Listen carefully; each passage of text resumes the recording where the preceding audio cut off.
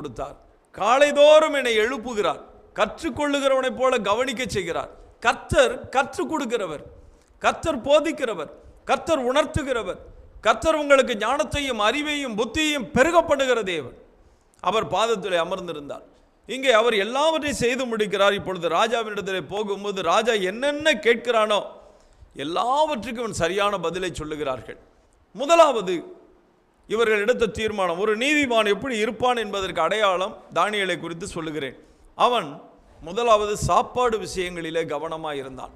காரணம், அவன் தேவனுக்கு பிரியமாய் நடப்பதற்கு அது ரொம்ப நல்லதுங்க. அதனால தான் பவுலும் சொல்லுகிறான், மற்றவர்களுக்கு பிரசங்கிக்கிற நான் தானே ஆகாதவனாய் போகாதபடிக்கு என்னை ஒடுக்கி கீழ்ப்படுத்துகிறேன். பந்தயத்திலே ஓட்டப்பந்தயத்தில் ஓடுகிற எல்லாருமே ஓடுவார்கள், ஆனால் ஒருவன் தான் பந்தய பொருளை பெறுவான் என்று அறியீர்களா? நீங்கள் பெற்றுக்கொள்ளத்தக்கதாக ஓடுங்கள் சொல்லுகிறார். ஏன்னா